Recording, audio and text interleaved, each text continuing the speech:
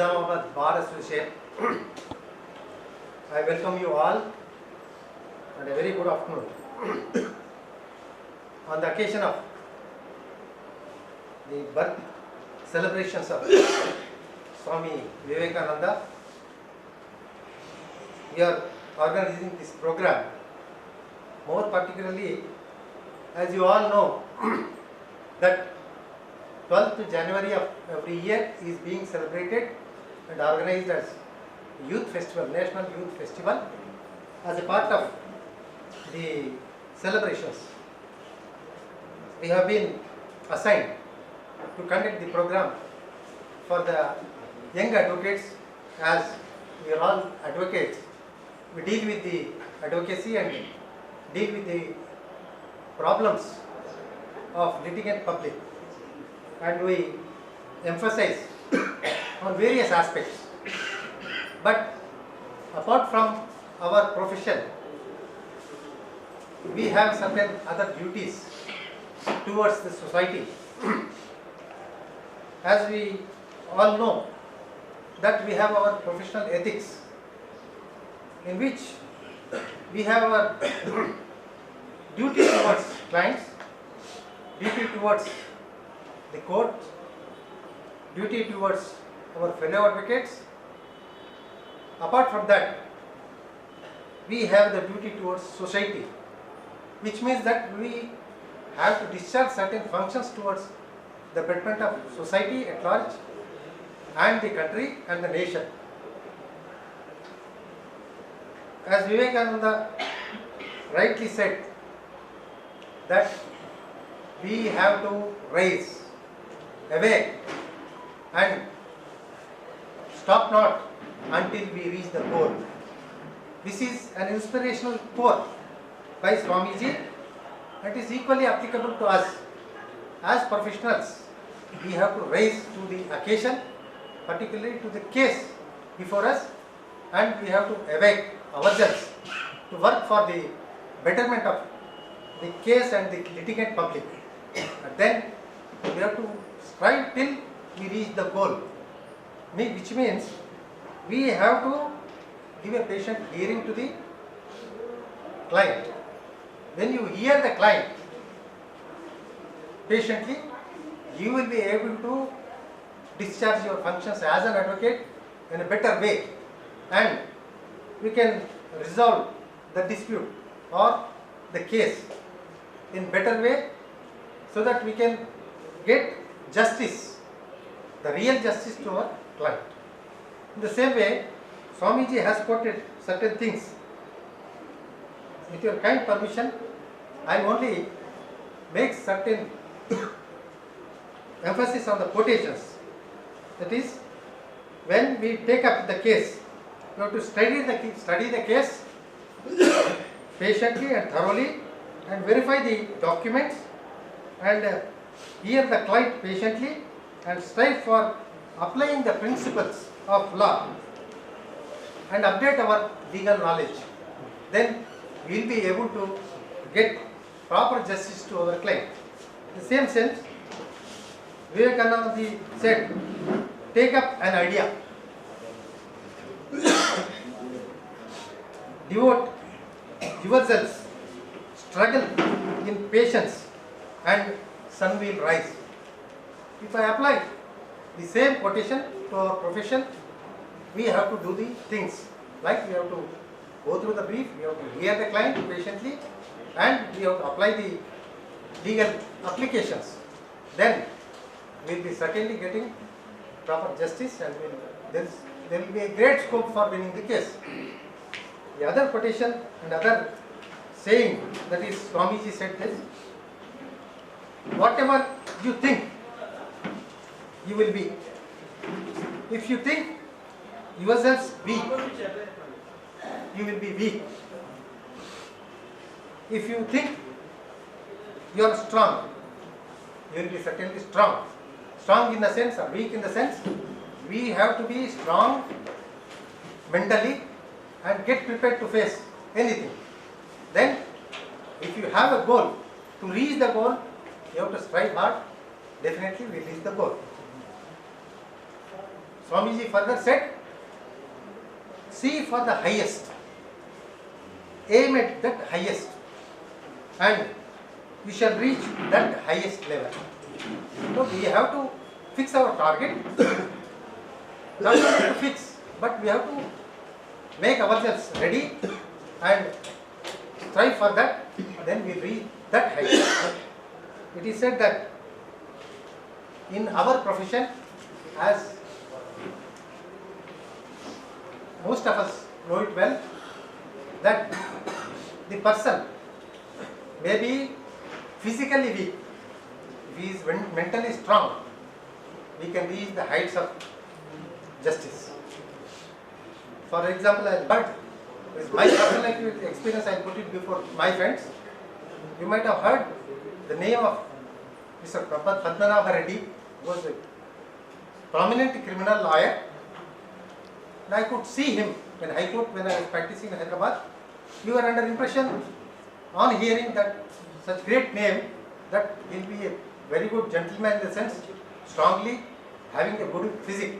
When I find him, I was taken to shock and surprise. He is so lean, and we never expect that such person will have so renowned personality. And he was the only criminal lawyer in twin states of Telangana, Andhra Pradesh. He was a great criminal lawyer. So also, we can take the example of our great civil luminary, like Raj Ganesh Garu. Most of you might have seen. He is so lean, but he was a great civil lawyer on the civil side. So, we have to be strong enough mentally, and we have to get prepared. One saying, what the elders used to say is, in the initial practice, everybody will face some trouble, either financially or economically or socially. So, the great lawyers said, in the beginning, an advocate shall be only learning and learning. That will be the first stage. And then it starts a stage of learning and earning. After you reach the goal, when you reach the heights, then it is said, it's only earning and earning. You need not learn anything. So we have to keep in mind hard work and our sincerity definitely fetches, provided we have a lot of patience in our profession. And if you, I now recognize Sri Rajendra Reddy Garu. On this occasion, I would like to extend my sincere thanks to Mr. Rajendra Reddy Garu on behalf of all the members. He was also there, who has met the Honorable Chief Minister and ventilated our grievances and taking steps for. Very great personality who, after his speech in the Chicago meeting, was supposed to be the greatest person present in the parliament. So such was his effect. And this was in 1800s when we were still under the British rule and when we were not having people who could represent and speak with confidence in international. Firstly, I would like you all to learn or try to practice the main thing he has taught us through his actions. What did he teach us? He was from an aristocratic family, a very rich family. He had nothing to lose. He would have lived a very comfortable life. But true to his teachings, he left everything. He took up monkhood, sannyasam puchukunnadu. He was a very good orator. He was a philosopher. He was a writer. He had all aspects which nowadays make a person successful financially. మనం కూడా ఏం చేస్తున్నాం ఇవాళ WhatsApp ఏం చేస్తామంటే ఏదైనా మంచిది రాగానే we forward it. But do we question ourselves that are we following it to some extent? That is important. At least try to, in present world you cannot be beyond some faults to survive. But you can limit those faults, you can limit those weaknesses, and you can practice by helping others. ఇవాళ ప్రతి ఒక్కడు even the most corrupt fellow మంచి message ఉంటే పెడతాడు. ఎట్లా అంటే నా అంత నీతిమంతుడు లేడని. ఫాలో అయ్యే వరకు ఆయన నీతిమంతుడు కాదు. Everybody gets emotional when you see a good message. But what are we doing about just getting emotional, forwarding it to others to show that we are appreciating such and such a message? It's not that. Learn from Swami Vivekananda's life. ఆయన లైఫ్లో నేర్చేటి చాలా ఉన్నాయి. ఆయన అన్ని వదులుకొని రామకృష్ణ అని గురువు దగ్గర పోయి ఆయన శిష్యుడు లెక్కుండి ఎంతో నేర్చి, even if I'm right, if I recollect properly, Ramakrishna garu కూడా he told that he is the better personality then me as far as Hinduism is concerned. He is the person who introduced the concept of Hinduism in US. US la there is some concern, I am not able to recollect. First it was started in Chicago. Initially it was in Chicago, then again in California. So his life is such that ఇప్పటి వరకు మనం జ్ఞాపకం చేసుకుంటున్నాం. ఎందుకంటే he was an example. Lord Rama లెక్క ఈయన కూడా he was an example of how a human should be. కానీ are we doing anything to follow him? Today let's all make a resolution that we will try to imbibe some of his qualities to make the society a better place. It's impossible nowadays to do everything, but at least some of his qualities of service.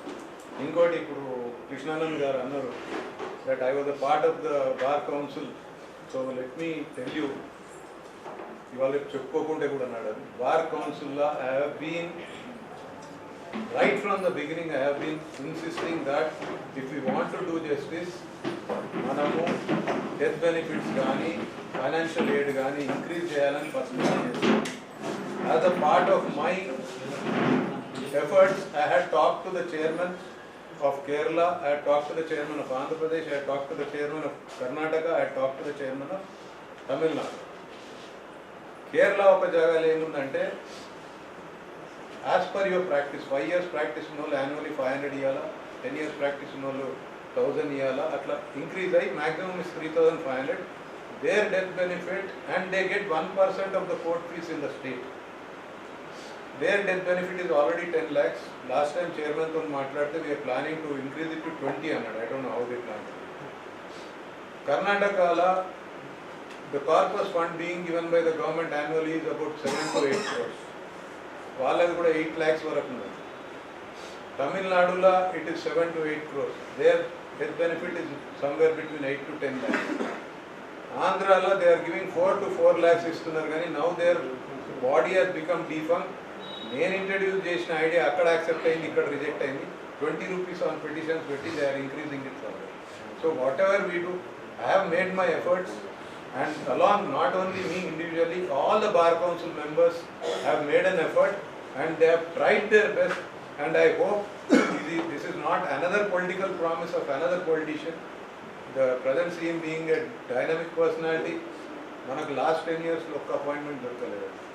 In spite of all our efforts, within 2 months he met us and he has shown some promise. Inkoti is not giving us a false promise. And one example is that Narasimha Reddy garu, while representing all the problems of the advocates, he told High Court is being shifted to Nizamabad. Junior most advocates ki plots here rakada deggara. And I told him it's a promise which I cannot fulfill. I don't want to make false promises. Dean Kavata, he told he'll meet the finance secretary and law secretary and do something very early. Let's hope something materializes.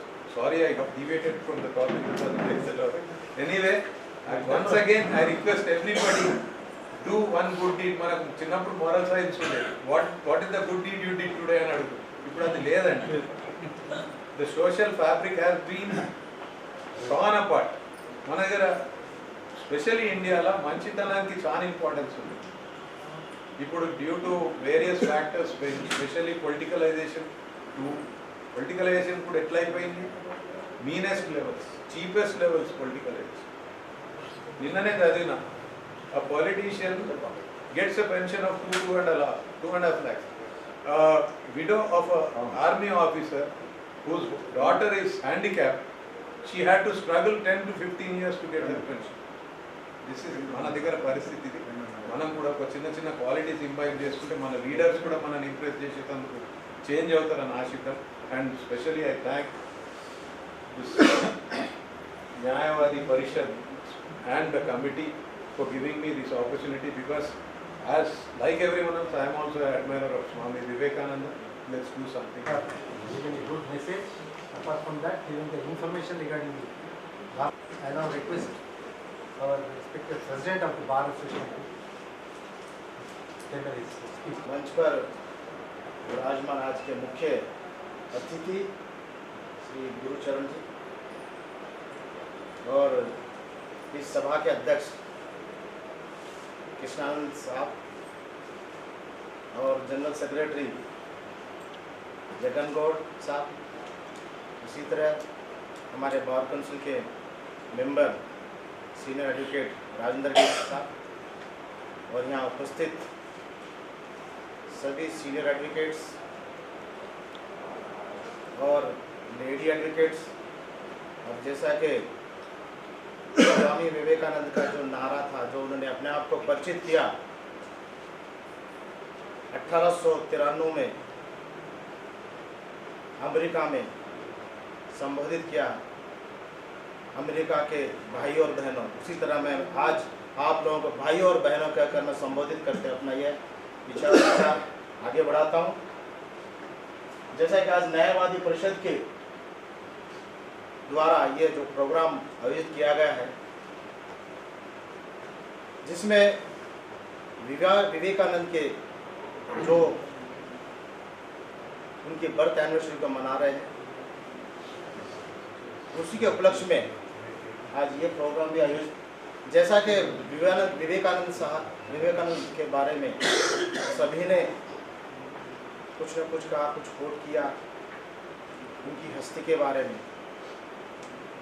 वाकई में भारत की महानतम हस्तियों में से वो एक थे।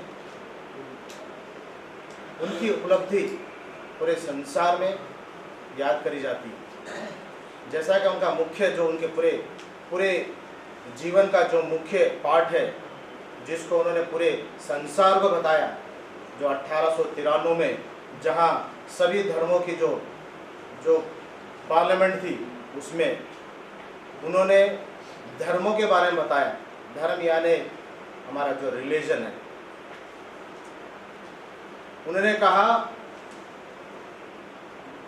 कि जितने भी पूरे दुनिया में, पूरे विश्व में धर्म है, वो ऐसे हैं जैसे नदियां हैं, जो सभी नदियां निकलकर आखिर में समुद्र मिलती है। यानी सभी का मार्ग ईश्वर की ओर जाता है, और ईश्वर को उन्होंने किस रूप में संबोधित किया? समुद्र के रूप में।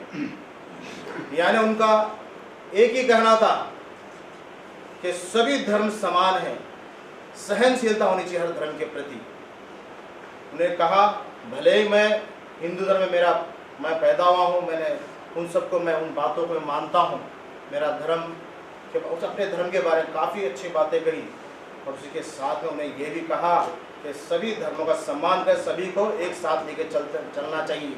क्योंकि जब तक पूरे विश्व के धर्म एक साथ मिलकर काम ना करे, इस पूरे विश्व की जो गरीबी है, जो भूख है, प्यास है, उसको मिटा नहीं पाएंगे हम। उसको अगर हमें दूर करना है, हम सबको मिलकर काम करना है। आज हमारे इस वकीलों में हर तरह के धर्म के लोग हैं जो इस देश के लिए काम करते हैं, अपनी अपनी प्रैक्टिस कर रहे हैं। जैसे कि हमारे कृष्णानंद साहब ने उसमें प्रोफेशनल एथिक्स के ऊपर ज़्यादा हमने ध्यान दिया था कि उनको ये सूचित किया जा रहा था उस समारोह के जरिए के जितने भी जूनियर हैं हम, वो किस हद तक अपना बिहेवियर रखते हैं पूरे बार एसोसिएशन में। वो लोग, जैसे हमारी एंट्री होती है, हमें अपने सीनियर के साथ कैसा रहना चाहिए, अपने सब्जेक्ट पर कैसा फोकस करना चाहिए। सीनियर ये नहीं कि आप जिस ऑफिस में ज्वाइन हुए हैं वही सीनियर की आपको रेस्पेक्ट की बात नहीं है। तमाम जितने भी हमारे बार एसोसिएशन के जितने भी सीनियर, उनको हमें सम्मान देना चाहिए। और मैं देखता हूँ कई बार कोर्ट्स में हमारे सीनियर खड़े रहते हैं, हमारे जूनियर जितने भी वहाँ बैठे रहते हैं। ये बहुत ही दुख की बात है, ऐसा ना हो। आप लोगों को चाहिए खुद उठकर अपने सीनियरों को, उनको सम्मान दे, उनको सीट दे। ये हमें जरूर अपनाना चाहिए, क्योंकि उसी से आप में प्यार बढ़ेगा। आपका जितने भी सीनियर होंगे आपके तरफ प्यार देंगे, और आपको जब मुश्किल का टाइम आ सकता है, कभी ना कभी आपको ज़रूरत पड़ सकती है, वो लोगों से आप एडवाइस ले सकते हो कि इस प्रॉब्लम में, ये केस में मुझे ये प्रॉब्लम हो रहा है, और वो आपको अच्छी तरह से पेशेंस से बताएंगे आपको। क्योंकि जब तक आप किसी को सम्मान दें, कोई आपको नज़दीक लेने वाला नहीं है, सम्मान देने वाला नहीं है। इसलिए हमको ये बात का ध्यान रखना चाहिए।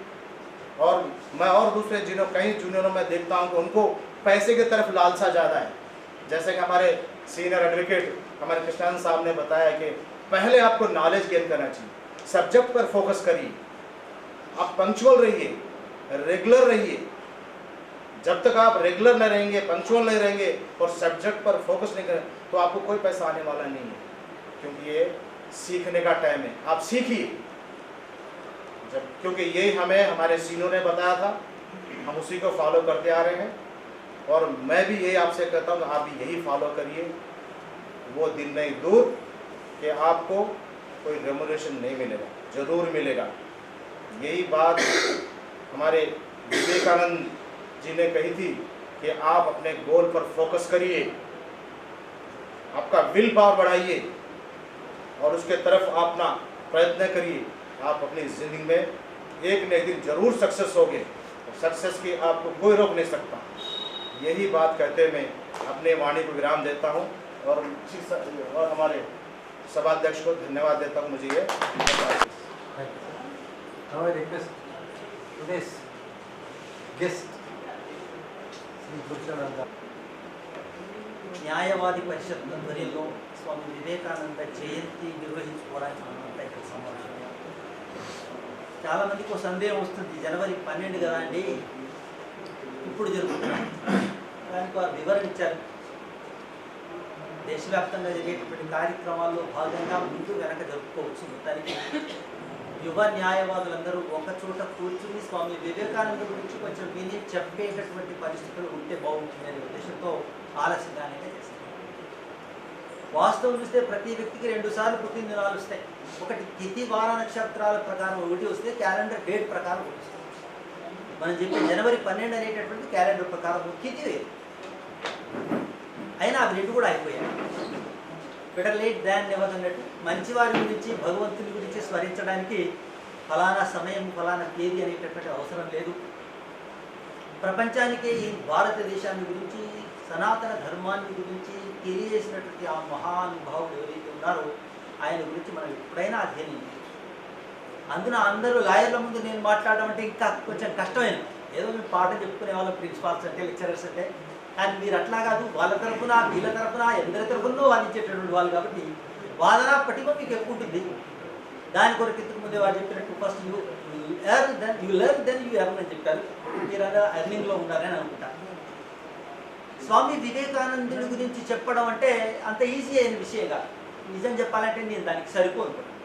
ఏ రామకృష్ణ మఠంలోనూ అనేక సంవత్సరాల పాటు సన్యాసిగా ఉండేటటువంటి వ్యక్తి శ్రీ రామకృష్ణ పరమహంస స్వామి వివేకానంద ఆయన తోటి సన్యాసుల గురించి బాగా అధ్యయనం చేసి దాని కొరకే జీవితం గడుపుతున్న వ్యక్తి మాత్రమే అథారిటీగా చెప్పగలుగుతారు.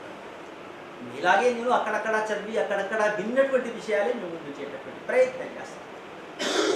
చాలాసార్లు ఇది చదవకపోతే నేను అదయ్యేటువంటి, నేను మెడిసిన్లో నాకు సీట్ రాలేదు కాబట్టి నేను లాయర్ని అయ్యాను, నేను ఒకవేళ సినిమా ఫీల్డ్ లోపలికి రాకపోతే నేను కలెక్టర్ని అయ్యేదాన్ని అని అప్పుడప్పుడు మనం ఇంటర్వ్యూలో చూస్తున్నాం. కానీ భగవంతుడు డెస్టినీ అంటాం, విధి వ్రాత అని అంటాం. దానికి ప్రత్యేకంగా వ్యక్తులను భూమి మీదకి పంపిస్తాడు. అటువంటి ప్రత్యేకమైన జన్మ స్వామి వివేకానంద. మామూలుగా పిల్లలందరూ కూడా చిన్నప్పుడు ఆడుకోవడం, ఆయన ఆడుకున్నాడు, ఆయన అల్లరి చేశాడు, తోటివారితో పోట్లాడాడు, గోళీలాడాడు, అన్ని పనులు ఆయన కూడా చేశాడు. కానీ ప్రతి పని లోపల కూడా ఒక ప్రత్యేకత కనపడింది. బాల్యం లోపల ఆయన కనపడ్డ వాళ్ళందరికీ స్నేహితులు కానీ పెద్దవాళ్ళు కానీ ఎవరైనా వస్తే మీ వంశంలో ఎవరైనా సన్యాసులు ఉన్నారా అని ప్రశ్నించారు. అసలు చిన్నపిల్లవాడేంది సన్యాసం గురించి, సన్యాసులు ఉన్నారా అనేటటువంటి ప్రశ్న వేయడం అనేది మనం ఊహి. అసలు ఆ వయస్సులో ఉండేటటువంటి వారికి సన్యాసం అంటే ఏందో కూడా తెలియదు. కానీ మీ వంశంలో ఎవరైనా సన్యాసులు ఉన్నారా అని ప్రశ్నించారు. కొద్దిగా పెద్ద అయిన తర్వాత మీరు భగవంతుడిని చూశారా అని ప్రశ్నించారు. ఎవరైనా కనబడితే మీరు భగవంతుడిని చూశారా, ఆయన ఉన్నాడు అంటే ఆయన సంతృప్తి చెందలేదు. భగవంతుడిని నేను ప్రత్యక్షంగా చూడాలి, అప్పుడే నాకు సంతృప్తి. అటువంటి భిన్నమైనటువంటి వ్యక్తిత్వం కారణంగానే స్వామి వివేకానంద ప్రపంచానికి భారతదేశం తరఫున 1897లో చికాగోలో జరిగినటువంటి సర్వమత సమ్మేళనం ఏదైతే ఉందో దానిలో భారతదేశానికి సంబంధించినటువంటి విషయాలను ప్రతిపాదించడం జరిగింది. చాలాసార్లు ఇంట గెలిచి రచ్చ గెలుపు అని మనం సామెత చెప్పుకుంటుంటారు తెలుగు. కానీ ఆయన రచ్చ గెలిచి ఇంట గెలిచాడు. కారణం భారతదేశంలో స్వామి వివేకానంద గురించి ఎవరికీ తెలియదు. ఎప్పుడైతే చికాగోలో ఆయన ప్రపంచ సర్వధర్మ సమ్మేళనంలో మాట్లాడాడో ఒక్కసారి తెల్లవారి 3 నిమిషాలు 1 నిమిషం సమయం అన్నటువంటి నిర్వాహకులు కాస్త ప్రతిరోజు ఆయన సమావేశం ఏర్పాటు చేశారు. తొందరగా పెడితే వెళ్ళిపోతున్నారని చిట్ట చివరికి వాళ్ళు స్టార్టింగ్లోనే అనౌన్స్ చేసేది, ఈ సమావేశం ఈరోజు సాయంత్రం స్వామి వివేకానంద స్పీచ్ ఉంటుంది అని చెప్పేవాళ్ళట. అందరూ నిలబడాలని చెప్పేసి స్వామి వివేక యొక్క విజయవంతమైనటువంటి యాత్రకి 2 ముఖ్యమైనటువంటి కారణాలు. ఒకటేమో ఆయన బాల్యంలో ఆయన తాత అనేటటువంటి ఒక తాత వరుసకైనటువంటి వ్యక్తి దగ్గర పడుకునేవాడు. ఆయన అమరకోశాన్ని ప్రతిరోజు కంఠస్థం చేయించేది. అమరకోశం అంటే సంస్కృత వ్యాకరణానికి సంబంధించినటువంటి ప్రతిదీ దాంట్లో ఉంటుంది. అందువల్ల మన ప్రాచీన వాంగ్మయం అంతా వేదాలు కానీ ఉపనిషత్తులు కానివ్వండి అన్ని సంస్కృతంలో ఉన్నాయి. ఆ సంస్కృతాన్ని బాగా అధ్యయనం చేసి అర్థం చేసుకోవడానికి ఆయనకు బాగా వెలిగింది మొట్టమొదటి. రెండవది, యువకుడుగా ఉన్నప్పుడు ఆంగ్ల విద్యా విధానాన్ని అవలంబించిన కారణంగా ఆంగ్ల లోపల ఆయన పాండిత్యం అత్యధికంగా ఉండేది. కాబట్టి ప్రపంచాన్ని జయించడానికి ఆయన ఆంగ్లాన్ని దాన్ని వాడుతుంది. చాలామంది ఏమంటారంటే ఇంగ్లీష్ వాడిని ఇంగ్లీష్తోనే కొట్టాలి అని ఇంగ్లీష్తో ఆ విధంగా కొట్టి, ఎందుకంటే చాలాసార్లు స్వాతంత్ర కన్నా ముందు కానివ్వండి, బ్రిటిష్ వాళ్ళకన్నా ముందు కానివ్వండి, మన దేశంలో ఉండేటటువంటి పండితులంతా కూడా తాము చదువుకోవడం, ఆచారం, వ్యవహారం, పాండిత్యం, వేదాలు, ఉపనిషత్తులు, పూజ, కర్మకాండ వీటి గురించి తాము మాత్రమే అధ్యయనం చేసి ప్రచారం చేసేవారు, ధర్మ ప్రచారం చేసేవారు. కానీ ప్రపంచాన్ని గెలవాలి, ప్రపంచం అనేది చాలా ఉంది. ఇన్ని దేశాల్లో ప్రాచీనమైనటువంటి సనాతన ధర్మం గురించి ఎవరికీ ఏమీ తెలియదు అనేటటువంటి విషయం వాళ్ళకి ఎవరికి కలగలేదు. ఎందుకంటే వేరే దేశం పోయి వెళ్ళి మాట్లాడాలి అంటే ఆంగ్లం లోపల మనకి ప్రజ్ఞ ఉండాల్సినటువంటి అవసరం ఉంది, అనర్గళంగా మాట్లాడాల్సినటువంటి అవసరం ఉంటుంది. అది ఆయన రెండవ లక్ష్యం.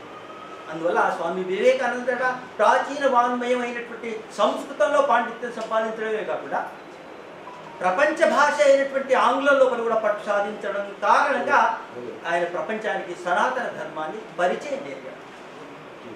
బాల్య లోపల వాళ్ళ అమ్మా నాన్న, అసలు నిజం చెప్పాలంటే స్వామి వివేకానంద కూడా మీ ఫ్యామిలీ. వాళ్ళ తండ్రి విశ్వనాథ దత్తుడు, ఆయన న్యాయవాది. స్వామి వివేకానందుడు కూడా స్వయంగా న్యాయవాదం అభ్యసించాడు. ప్రాక్టీస్ చేశాడా లేదా అనేటువంటి విషయాలు నాకు తెలియదు, కానీ ఆయన కూడా న్యాయవాద వృత్తిని అవలంబించి చదువుకున్నాడు. కాబట్టి న్యాయవాదులకి ఆయన మీ ఫ్యామిలీ మెంబర్ లాగానే అనుకోవచ్చు. కాకపోతే మీరు అందరూ కూడా ఆయనలాగా సన్యాసం స్వీకరించడం అంటే కుదరదని వేరే విషయం. కాబట్టి స్వామి వివేకానందుని తల్లి చిన్నప్పటి నుంచి భగవంతుడి మీద భక్తి బాగా కలిగేటటువంటిది. ఇంటి దేవుడు వీరేశ్వరుడు అని, పరమేశ్వరుడు యొక్క అవతారం, నాకు ఒక పరమేశ్వరుడి అంశతో జన్మించాల్సిన ఒక పుత్రుడు కలగాలి అని భావించాడు. స్వామి వివేకానంద తండ్రి విశ్వనాథుడు కూడా చాలా భక్తి తత్పరత కలిగినటువంటి వాడు, మంచి న్యాయవాది, ఉన్నతమైనటువంటి కుటుంబం, దయా ధర్మము దానము అనేటటువంటిది చాలా ఉండేది. ప్రతిరోజు ఆయన పక్కన ఒక 10 మంది కూర్చుంటే కానీ ఆయన భోజనం చేసేవాడు కనుక అటువంటి స్థితిలో ఉండేటటువంటి వాళ్ళు. ఇప్పటికి కూడా పాతకాలంలో ఉండేటటువంటి వాళ్ళు మనం ఏం చెప్పుకుంటామంటే 10 మందితో కలిసి భోజనం, ఎవరైనా అతిథి రాకపోతే భోజనం చెయ్యరు అనేటటువంటిది ఏమో ఉండేది చాలామంది. అంతటి దయాగుణము, దాన గుణము ఉండేటటువంటిది, సమాజం నుంచి తనలో కలుపుకోవాలి అనేటటువంటి భావన అటువంటి వ్యక్తి యొక్క కొడుకు స్వామి వివేకానంద. ఓ రాత్రి పడుకుందట ఆమె, భువనేశ్వరి దేవి తల్లి. పడుకున్నప్పుడు కళ లోపల భగవంతుడు సాక్షాత్తుగా ఆమె ముందర ప్రత్యక్షమయ్యాడు. లేచి చూసే కళ. తర్వాత స్వామి వివేకానందుడు జన్మించాడు. వాళ్ళ ఇంటి దేవుడు వీరేశ్వరుడు కాబట్టి వీరేశ్వర్ అని, బిల్ అని, నరేంద్ర అని నామకరణం చేసి పెంచారు. తల్లికి భారతం, భాగవతం, రామాయణం వీటన్నిటి పట్ల చాలా నిష్ట ఉండేది కాబట్టి చాలా చిన్నప్పటి నుంచి అన్ని విషయాలు కొడుకు నూరిపోసేది. సాధారణంగా ఇప్పుడు జరిగేటటువంటి అన్ని దుర్మార్గాలు ఏవైతే సమాజంలో జరుగుతున్నాయో వాటన్నిటికీ కారణం సరైనటువంటి మార్గదర్శనం లేకపోవడం. అమ్మాయి ఎడిపోతుందో తల్లికి తెలియడం లే, తండ్రికి తెలియడం లే, ఎవరితో మాట్లాడుతుందో తెలియడం లే, చాటింగ్ ఏం చేస్తుందో తెలియడం. నీకేం తెలుసమ్మా, నువ్వు పక్క కూర్చొని ఫోన్ లాక్ కూడా ఓపెన్ చేయాలంటే దాని తప్ప ఇంకేం లేదు. దురదృష్టవశాత్తు ప్రపంచం లోపల అందరికన్నా ఎక్కువగా గౌరవించవలసినటువంటి వాళ్ళు, పూజించవలసినటువంటి వాళ్ళు తల్లిదండ్రులు అయితే చాలాసార్లు వాళ్ళని నెగ్లెక్ట్ చేసి సమాజంలో బయటకు పోతున్నారు. మనం సమాజంలో జరిగే పోకడల్ని మనం ఇవాళ చూస్తున్నాం. కానీ స్వామి వివేకానంద గారు చిన్నప్పటి నుండి అవన్నీ నేర్చుకొని పెద్దవాడైంది. దాంతోపాటు ఆయన చెప్పాడు, నా యొక్క గొప్ప పాండిత్యానికి, ఈ ధర్మానికి సంబంధించిన నా పరిజ్ఞానానికి నా తల్లే నా మాతృమూర్తే కారణం అని చెప్పాడు పెద్ద అయిన తర్వాత కూడా. అటువంటి వివేకానందుడు చిన్నప్పటి నుండి బాగా అల్లరిగా తిరిగేవాడు, విపరీతమైన గొడవలు చేసేవాడు. తల్లి బాగా భరించేది కాదు. ఒకసారి తల్లి, నేను భగవంతునికి నాయన నీ అంశతో ఒక కొడుకును పంపించమంటే శివుడి యొక్క భూతగణాల నుంచి ఒకరిని పంపించినట్టు నాకు, అందుకే నాకు ఇంత బాధ అవుతుంది. చెవుల్లో శివాని నామకరణం చేసి శివాని చెప్తే ఆమె కొంచెం తగ్గేవాట. దాంతోపాటు ఒరే నాయన నువ్వు బాగా కనుక అల్లరి చేస్తే శివుడు నీకు శివలోకానికి రానివ్వడరా అంటే అట్లా మానేస్తాం. అంటే అంత చిన్నప్పటి నుండే ఒకటేమో మీ వంశంలో ఎవరైనా సన్యాసులు ఉన్నారా అని అడిగేది ఒక ప్రశ్న అయితే, చిన్నప్పటి నుంచే దేవుడు అంటే భక్తి ప్రపత్తులు కలిగి ఉండడం అనేటటువంటిది సాధారణంగా మనకి కనిపించదు. చిన్నప్పటి నుంచే ధ్యానం చేయడం, భక్తితో దేవుణ్ణి పూజించడం, తల్లి రామాయణం గురించి చెప్పింది. సీతారాముడు ఆంజనేయుడు చాలా గొప్ప వాళ్ళని బంగ్లా మీద ఒకసారి సీతారామాంజనేయ విగ్రహాలు పెట్టి పూలతో పూజ చేసి ధ్యానంలో మునిగిపోయాట. ఎంత ధ్యానంలో మునిగిపోయాట స్వామి వివేకానంద ఎక్కడ కనపడలా. ఊరంతా తిరిగి వచ్చారు. అయితే బంగాళా మీద తలుపు పెట్టింది ఉందని పైకి వచ్చి తలుపు కొడితే తలుపు తీయలేదు. చివరికి తలుపులు బద్దలు కొట్టాల్సి వచ్చింది. అంత చిన్న వయసులో అంత ధ్యానంలో కలిగి వెళ్ళగలిగేటటువంటి సామర్థ్యం ఆయనకు ఉండేది. అందుకే ఆయన స్వామి వివేకానంద. దానికి తోడు కొందరు ఏమన్నట్ట వివాహం చేసుకోవడం వల్లనే అన్ని కష్టాలని చెప్పారు. అరే వివాహం చేసుకుంటే ఎన్ని కష్టాలు అయితే శ్రీరామచంద్రుడు దేవుడు అయి ఉండి ఎందుకు వివాహం చేసుకున్నాడు అని శ్రీరామచంద్రుడి విగ్రహాలు పక్కన పెట్టేసి శంకరుని విగ్రహం పెట్టి పూజ చేయడం మొదలుపెట్టాట. అంటే అంత చిన్నప్పటి నుండే తార్కికంగా ఆలోచించగలగడం, దేవుడు అంటే భక్తి ప్రపత్తులు కలిగి ఉండడం, సనాతనమైనటువంటి ధర్మం పట్ల గౌరవం కలిగి ఉండడం అనేటటువంటి రకరకాల. స్కూల్లో ఆయన లీడర్, తోటి వాళ్ళందరికీ కూడా ఆయనే నాయకుడు. ఎవరికి ఏం గొడవలు జరిగినా ఆయన్నే తీర్పు చెప్పాలి. ప్రతి దాంట్లో కూడా ఆయనను రాజులాగా సంబోధిస్తూ నాటకాలు వేసేవాళ్ళు. అందువల్ల ప్రతి దాంట్లో కూడా ఆయననే గొప్పవాడై ఉండేవాడు. చివరికి చెట్టు కింద ఒకసారి ధ్యానం చేస్తున్నప్పుడు పాము వచ్చిందట. పాము పక్కన వస్తే పిల్లలందరూ అరుస్తున్నా కూడా ఆయనకు అసలు వినపడలేదట. పాము తర్వాత వెళ్ళిపోయింది. ఒరే పాము నీ పక్కన వచ్చిందిరా, నువ్వు చూడలేదా అంటే నాకేం తెలియదు, నేను ధ్యానంలో ఉన్నాను.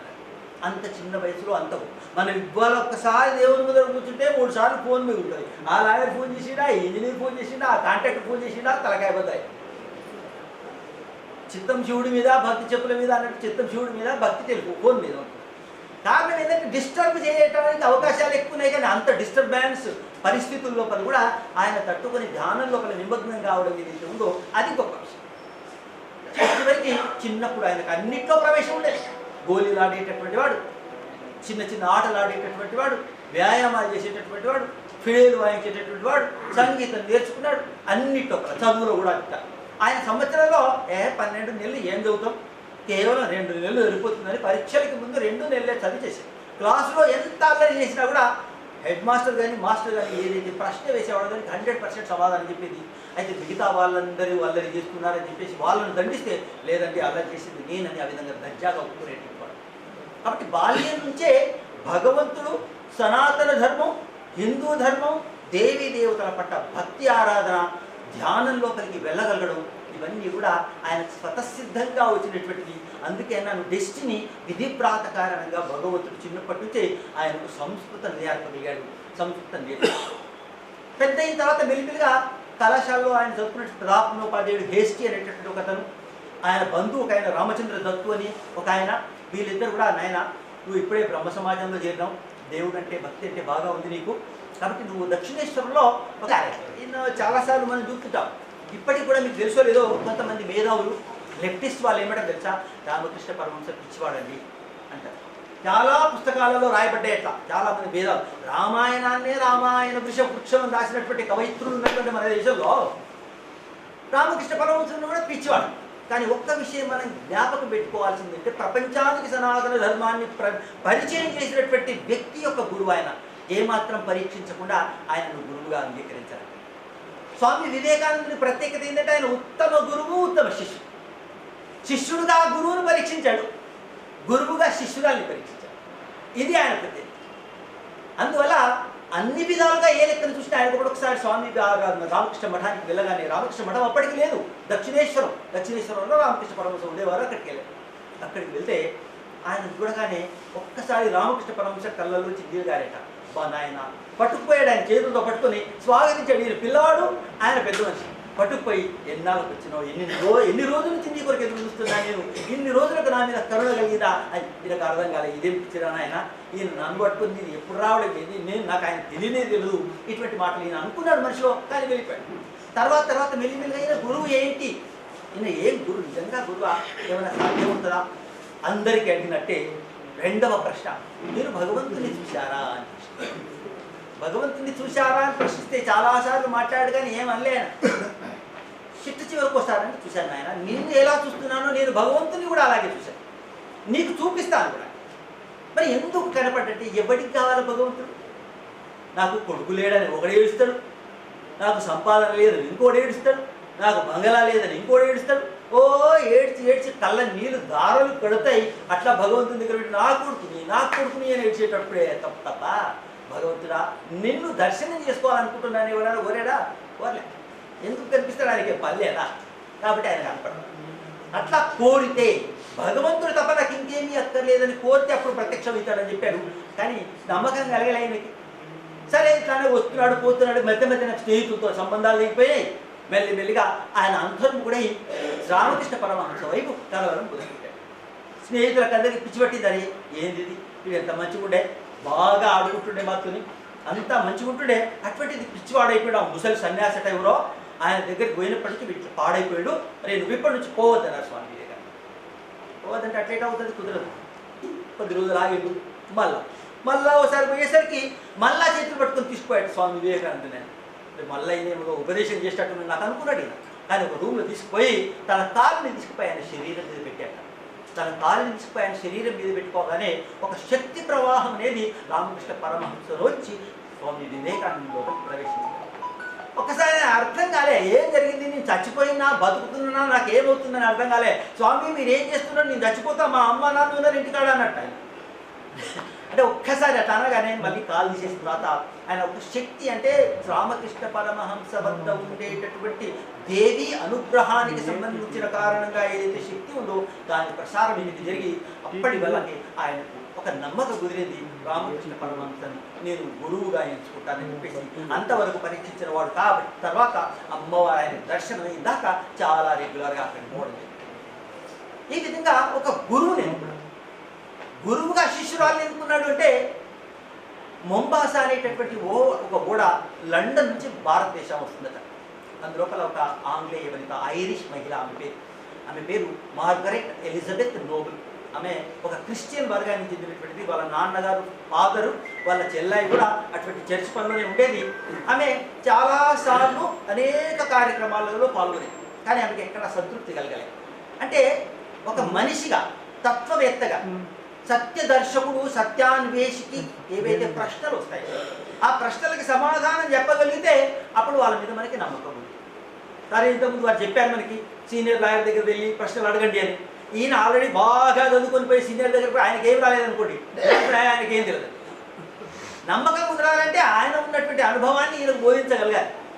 అందువల్ల అనేక మంది చెప్పినటువంటి సమాజం లోపల చాలా రకాలైన ప్రశ్నలు ఏవైతే ఉంటాయో వాటికి సమాధానం ఆమెకు లభించేది కాదు. ఆమె అసంతృప్తిగా జీవితం గడి, పాపులు, జీవులు, పునర్జన్మ, జన్మరాహిత్యము, ఇటువంటి వాటికి ఏమిటికి ఆమెకు సమాధానం దొరికేది కాదు. ఎవ్వరు ఎన్ని వాదించినా ప్రపంచం లోపల ఏ మతము, ఏ ధర్మము చెప్పలేనటువంటి సైంటిఫిక్, శాస్త్రీయమైనటువంటి ఆన్సర్స్ కేవలం మన సనాతన ధర్మం లోపల మాత్రమే కనబడతాయి. ఇది ప్రపంచమంతా మెల్లగా ఉంది. ఇంతకుముందుకు ఇప్పటికి డిఫరెన్స్ ఏంటంటే, ఇప్పుడు ఐఐటీలో చదువుకున్నటువంటి ప్రొఫెసర్లు, సైంటిస్టులు అందరూ కూడా వేదాల్లో ఏముంది, హనుమాన్ చాలీసాలో ఏముంది, విష్ణు సహస్రనామాల్లో ఏమున్నాయి, లలితా సహస్రనామాల్లో ఏమున్నాయి, వేదాల్లో ఏ వేదంలో ఏముంది, వాటి యొక్క గొప్పతనం ఏంటి, సైంటిఫిక్గా దాని యొక్క ప్రూఫ్ ఏది అనేటటువంటివి వాళ్ళు ప్రూవ్ చేస్తున్నారు. కాబట్టి ప్రపంచం దాన్ని అంగీకరిస్తుంది.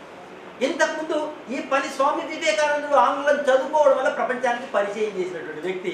అందువల్ల ప్రపంచానికి కొద్దిగా తెలిసినా కూడా తర్వాత ఆగిపోయింది. బ్రిటిష్ వాడు ఎంతసేపు చదువుకోనైనా ఏబిసిడి చదువుకుని గుమాస్తాలను తయారు చేయడం ద్వారా తన పరిపాలన సుగమంగా జరగాలని చెప్పేసి ఆలోచించాడే తప్ప ఈ దేశంలో ఉన్నటువంటి వాళ్ళు గొప్ప వాళ్ళని, ఇక్కడ విద్యా వ్యవస్థ నాశనం చేశాడు, మన గురుకులాలని నాశనం చేశాడు, ఎంతసేపు ఇంగ్లీష్ చదువు. ఇప్పటికీ కూడా చిన్న చిన్న పల్లెటూళ్ళలో ఆంగ్ల మాధ్యమం ద్వారా చదివితేనే గొప్ప అనేటటువంటి ఫీలింగ్ ప్రతి వాడికి ఉంది.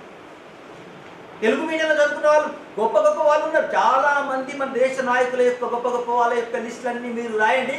వాళ్ళందరూ అది బెంగాలో, తమిళో, మరాఠో, తెలుగో, కన్నడనో అందులో చదువుకున్నటువంటి వాళ్ళే ఉన్నారు. జర్మనీ కానివ్వండి, జపాన్ కానివ్వండి, రష్యా కానివ్వండి, వాళ్ళు వాళ్ళ భాషల్లో చదువుకోకపోతే ఏమన్నా ఇంగ్లీష్లో చదువుకుంటారా? చదువుకో. కానీ ఎవరు చెప్పాలి వీళ్ళకి అర్థం కాదు. ఎందుకంటే మన భాషలో కనుక మనం ప్రావీణ్యం సాధిస్తే ఆంగ్ల భాషలో ఆటోమేటిక్గా ప్రావీణ్యం వస్తుంది. అది అర్థం కాక మిగతా వాళ్ళందరూ ఒక్క ఇంగ్లీష్ కోసం మిగతా 5 సబ్జెక్టులను వదులుకుంటున్నారు. లూజ్ అయిపోతుంది, కష్టమైపోతుంది. అటువంటి పరిస్థితుల్లో స్వామి వివేకానందుడు నా గురువు అని ఎట్లా అయితే ఈయన యాక్సెప్ట్ చేశాడో తర్వాత కాలంలో ప్రపంచానికి భారతదేశం గురించి చెప్పాలి, నా సనాతన ధర్మం గురించి చెప్పాలి అనేటటువంటి ఆలోచనతో ఉన్నటువంటి స్వామి వివేకానందుడు 1893లో బ్రిటిష్ సామ్రాజ్యం ఏర్పడి 400 సంవత్సరాలు అవుతున్నటువంటి సందర్భంలో ప్రపంచంలో ఉండేటటువంటి అన్ని మతాలకు సంబంధించిన పెద్దవాళ్ళని పిలిచారు. వాళ్ళ ఉద్దేశం ఏంటి? అందరిని పిలిచి మీరంతా పిచ్చోళ్ళు, మీరు వెధవులు, మీకేం తెలియలేదు, మేమే గొప్ప వాళ్ళమని చెప్పాలని ఉన్నారు. మా మతమే గొప్పది అని చెప్పాలనుకుని ఆ సమావేశానికి వాళ్ళు ఏర్పాటు చేసిన తర్వాత ఈయనకు దొరికింది, ఈయన పోవాలనుకున్నాడు. చాలా కష్టపడితే పోవడానికి ఎట్లాగో వీలైంది. అక్కడ పోయిన తర్వాత టికెట్ పోయింది, ఆయనకు పర్మిషన్ లేదు. పర్మిషన్ ఉంటే తప్ప లాభం లేదన్నారు. చివరికి ఎక్కడో కూర్చుంటే ఎవరో దృష్టిలో పడితే ఇదేది సన్యాసిలాగా ఉన్నాడు ఈయన. అందరూ ఆయన యొక్క డ్రెస్ను మోకరీ చేస్తుంటే, అపహాస్యం హేళన చేస్తుంటే ఆయన ఒక మాత్రం ఆయనకు సహాయపడింది. ఒక ఉత్తరం రాసిచ్చింది నిర్వాహకులకి. ఏంటంటే, మన అమెరికాలో ఉండేటటువంటి అందరూ యూనివర్సిటీల్లోని ప్రొఫెసర్లకు ఉన్నంత జ్ఞానం కన్నా ఎక్కువ కలిగినటువంటి వ్యక్తి ఇక్కడ ఉన్నాడు ఈయన. ఒకటే వాక్యం, అందరు ప్రొఫెసర్ల కన్నా ఎక్కువ జ్ఞానం కలిగినటువంటి అతనికి అవకాశం ఇవ్వండి అని మొత్తానికి ఏదో విధంగా సాధించి అక్కడ చికాగోలో జరిగినటువంటి సర్వమత సమ్మేళనం ఏదైతే ఉందో దాని లోపలి పోతే 3 నిమిషాలు మాత్రమే మీకు అవకాశం ఇస్తామని చెప్పేసి మాట్లాడారు. స్వామి వివేకానంద అప్పటి వరకు ఎక్కడా మాట్లాడలే, భయపడ్డాడు బాగా. ఇప్పుడు మాట్లాడతాడు స్వామి వివేకానంద తర్వాత అని 2-3 సార్లు మాట్లాడిన తర్వాత చివరికి వాళ్ళు అనౌన్స్ చేశారు, ఇప్పుడు భారతదేశం నుంచి స్వామి వివేకానంద అనే సన్యాసి మాట్లాడతాడు అనగానే లేచి నిలబడ్డాడు. ఇక లాభం లేదు, మాట్లాడాలని చెప్పి. ఆల్రెడీ ఆయనకి ప్రిపరేషన్ ఉంది, పరిజ్ఞానం ఉంది, చాలా చదువుకున్నాడు, అనేక విషయాలు తెలుసు. అందువల్ల మొట్టమొదటి వాక్యమే my dear brothers and sisters of America అని సపోర్ట్.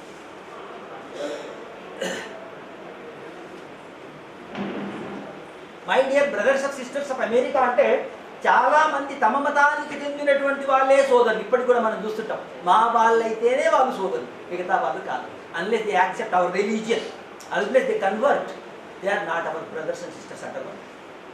అందుకారణంగా ఒక్కసారి ఉన్న వాళ్ళందరూ కూడా అంతదాకా లేడీస్ అండ్ జెంటిల్మెన్ అనే సంబోధన విన్నారు తప్ప సోదర సోదరీమణులారా అనేటటువంటి దేశం నుంచి భాష నుంచి సంస్కృతం చదివిండా ఏం చదివిండా భిన్నమైనటువంటి వేషధారణ కలిగినటువంటి ఒక సన్యాసి నోటి నుంచి వెలువడినటువంటి ఆ మాటల కారణంగా అవిరాళంగా అవిశ్రాంతంగా చప్పట్లు మోగాయట. అది మొట్టమొదటి అంగీకారం. ఫస్ట్ సంబోధించింది ఏంటంటే, ప్రపంచం లోపల అన్నిటికన్నా సనాతన ధర్మమైనటువంటి హిందూ ధర్మమైనటువంటి భారతదేశం ప్రజల తరఫున మీకు నమస్కరిస్తున్నాను. అంటే నేను ప్రపంచం లోపల అన్ని మతాలకు అన్ని ధర్మాల కన్నా పురాతనమైంది సనాతనమైనటువంటిది అటు ధర్మానికి చెందినటువంటి వాడిని అని చెప్పేశాడు. తర్వాత వివరంగా భారతదేశం గురించి ధర్మం గురించి ఆయనకి అంతవరకు అంత ఎక్కడ ఉండేది పాశ్చాత్య లోపల. బ్రిటిష్ వాడు ఎంతసేపు ఇవాళ చూడండి భారతదేశం లోపల చాలా అత్యంత ధనవంతులు ఎవరు తెలుసా? చర్చ్, వేల ఎకరాల భూమి ఉంది వాళ్ళకి, అనేకమైనటువంటి స్కూళ్ళు, అనేకమైనటువంటి దుకాణ సముదాయాలు, ఇవన్నీ వాళ్ళకు ఉన్నాయి. ఎందుకు?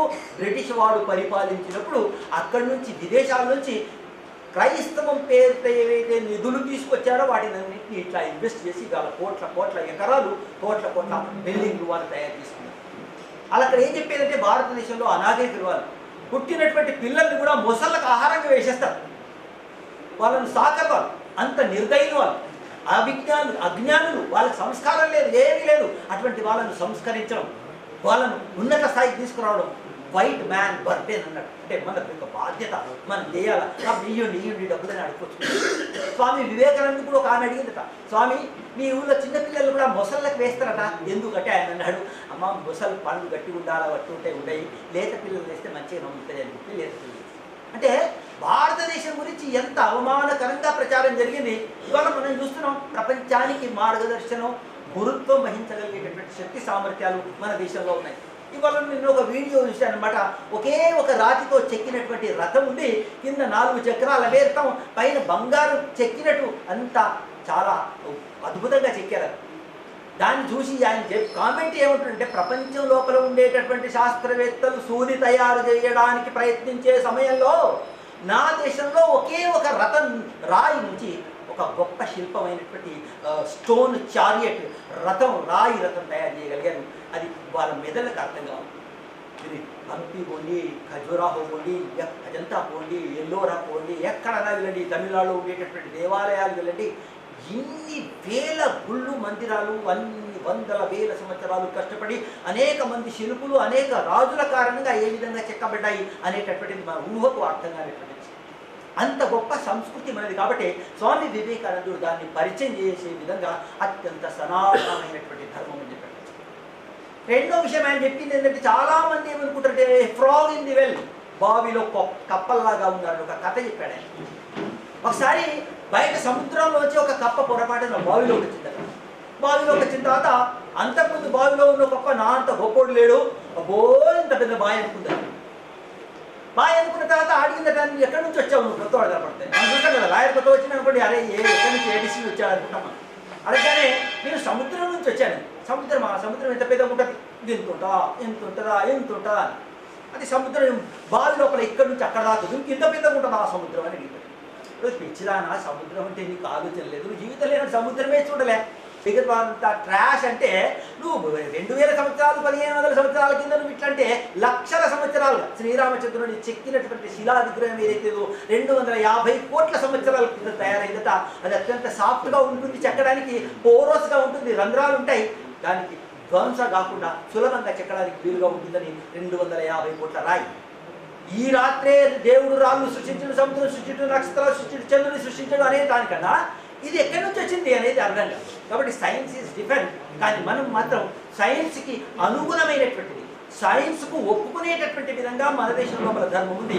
కాబట్టి ఆయన చెప్పింది నీకు సైన్స్ బాగా సముద్రం అంటే నీకు అర్థం కాదు, నేను అంత విశాలమైనటువంటి ధర్మానికి చెందినటువంటి వాడు అని స్వామి వివేకానంద లండన్ తిరిగాడు, అనేక దేశాలు తిరిగేటప్పుడే ఆయన లండన్ పోయేటప్పుడు లండన్ ఒక చాలాసార్లు సమావేశాలు ఏర్పాటు చేస్తారు. అక్కడ ఉండేటటువంటి కొంతమంది కూడా భారతదేశం నుంచి ఒక సన్యాసి వచ్చాట, రండి మా ఇంట్లో సమావేశం ఉంది అంటే అందరూ వచ్చేది పక్కకు ఉన్నట్టు. ఏం చెప్తాడు, చాలామంది బలహీన మనస్కులు ఉంటారు, ఎవడైనా ఎదురుగా చెప్పగానే అరే ఓకే రైట్ అంటారు వాళ్ళు. కానీ కొంతమంది క్వశ్చన్స్ ఆన్సర్స్ వేసి అరే మీరు కరెక్టే చెప్తున్నా, నిజమేనా ఇదంతా, ఏది కరెక్ట్ అనేటటువంటిది ఆలోచించేటటువంటి ప్రయత్నం. స్వామి వివేకానంద అనేది అంత పెద్ద సంస్కృతికి చెందినటువంటి వాడని మొత్తం మన ధర్మం గురించి, అన్నిటి గురించి, పునర్జన్మ గురించి, అన్నిటి గురించి చెబుతూ ఒక్కసారి కొంతమంది ఇంప్రెస్ అయ్యారు. అందులో మార్గరెట్ ఎలిజబెత్ నోబెల్ అంటే ఆమె ఈయన శిష్యురాలుగా నన్ను నీ శిష్యురాలుగా చేర్చుకున్నాను. ఇవాళ మనం చూస్తాం నా మతం రా, నా మతానికి రా అని కాదు, ఆయన నేను మీ దగ్గరకు వస్తానంటే రానివ్వలే. స్వామి వివేకానంద ఎన్నోసార్లు ఉత్తరాలు రాసింది. ఆయన ఏమంటాడు, ఒకవేళ స్వామి వివేకానందుడు గనక లండన్ రాకపోయి ఉంటే నా శరీరము తలలేని మొండెల్లాగా ఉండేది. ఆమె స్వయంగా రాసుకున్న ఉత్తరం. అంటే తల లేకపోతే ఇంకా శరీరం యొక్క ఉపయోగం ఏముండదు. అటువంటి గొప్ప వ్యక్తి నా జీవితంలో తారసపడడం నా అదృష్టం అంది.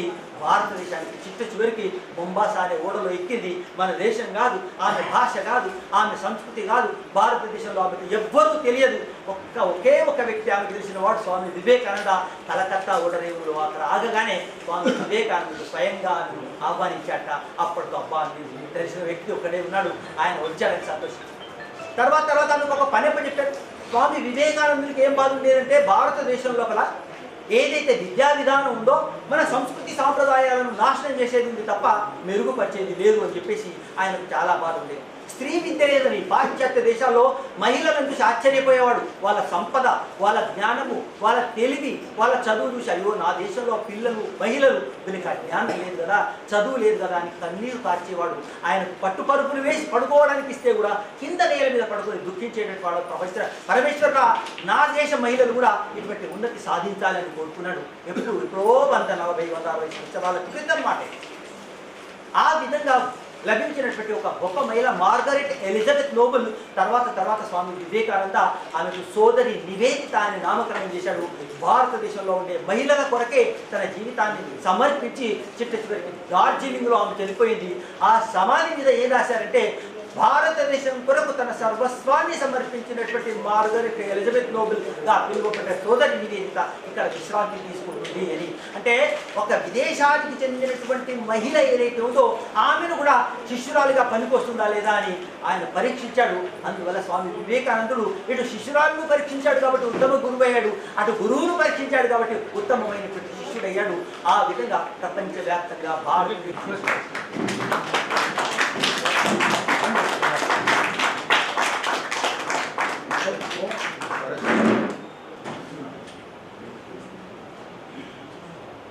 Thank you very much. Now request teacher.